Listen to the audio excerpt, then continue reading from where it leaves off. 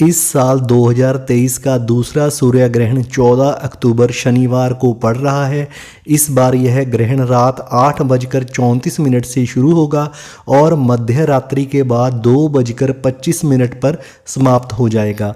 हालांकि इस बार यह सूर्य ग्रहण हमारे देश भारत में नज़र नहीं आएगा।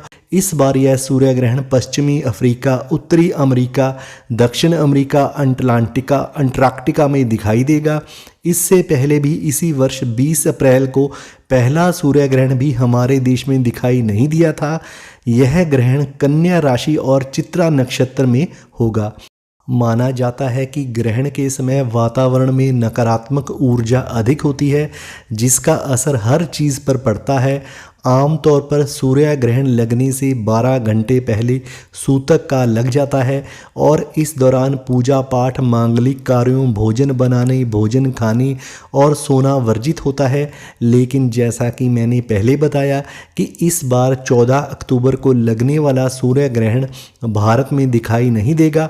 तो ज्योतिष शास्त्रों के अनुसार अगर किसी देश में सूर्य ग्रहण दिखाई नहीं देता है तो वहाँ सूतक काल भी मान्य नहीं होता है। ऐसे में यह कहा जा सकता है कि इस बार कोई सूतक काल नहीं होगा। ऐसे में गर्भवती महिलाओं पर भी इस ग्रहण का कोई बुरा असर नहीं पड़ेगा। इसलिए गर्भवती महिलाएं चिंता मुक्त होकर अपने खान पान के साथ साथ अपनी नींद का पूरा ख्याल रखें। लेकिन अगर आपके मन में ग्रहण को लेकर कोई चिंता है, शंका है, तो आप बिल्कुल चिंता मुक्त होकर कुछ सावधानियां बरत सकती हैं। जैसे कि इस दौरान गर्भवती महिलाओं को घर से बाहर नहीं निकलना चाहिए। सूतक में चाकू, कैंची, सुई, ब्लेड जैसी चीज़ें इस्तेमाल नहीं करनी चाहिए। सूतक काल में हालांकि पूजा पाठ करना वर्जित होता है, लेकिन आप मन में भगवान का नाम ले सकती हैं, गायत्री मंत्र का जाप कर सकती हैं। गायत्री मंत्र का जाप वैसे भी गर्भ में पल रहे शिशु के लिए बहुत शुभ माना गया है।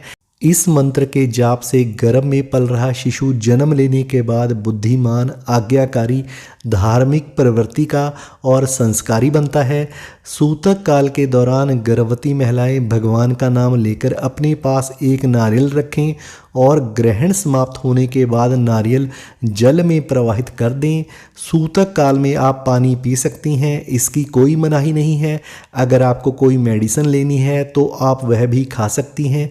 कहने का मतलब है कि सूतक काल के दौरान जो ज़रूरी काम है वह आप कर सकती हैं। लेकिन जैसा कि मैंने पहले बताया कि इस बार हमारे देश में यह सूर्य ग्रहण दिखाई नहीं देगा, तो इसका असर भी नहीं पड़ेगा। तो यहाँ सूतक काल भी मान्य नहीं है। लेकिन सावधानी के तौर पर गर्भवती महिलाएं इन कुछ बातों का ध्यान रख सकती हैं। अभी के लिए इतना ही। Good bye.